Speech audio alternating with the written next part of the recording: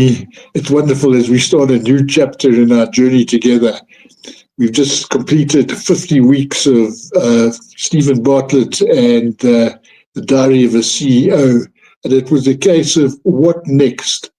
And the one we've chosen is to Robin Sharma. So as I like the way you put it, we say goodbye to Stephen Bartlett and hello, Robin Sharma.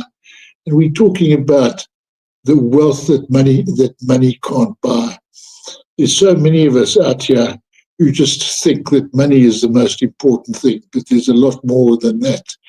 What are your first takes on it? Yeah, I agree with you, Peter. I think a lot of people still believes that wealth is in direct relation to money. I'm wealthy if I've got a lot of money. And the title of the book that we're going with, The Wealth That Money Can't Buy, makes it very interesting.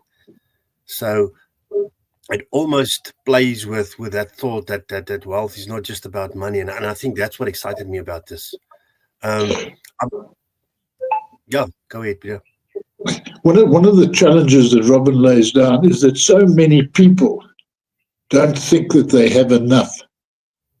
And when we talk about intentional living, I believe that we have enough to live a life of intention. Would you like to comment on that?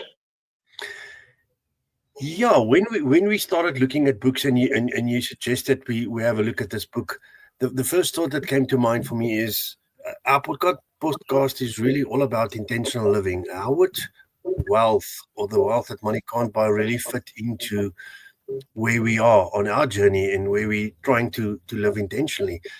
And I got to the end result in my mind where I said that wealth and the way that he's positioning it in this book is really all about a mindset. And I think intentional living is also a mindset. It is a choice that you make, and it's a way that you live with intention. And the wealth we're talking about in this book, and we're going to go into detail over the next few weeks, is really a small little shift that's going to happen on a daily basis as you start seeing how much more there is to yourself and how that will fuel your intentional living journey. Henny, you always talk about process. Have you thought about the process going forward? I think so. If, once again, I'm a firm believer to say life is a process, and if it's a process, there must be an input, there must be a process, and then there must be an output. If we live intentionally, it does mean that we are putting something into a process, we are putting something into our lives that will then manifest itself and make things happen and will guide us to where we need to go.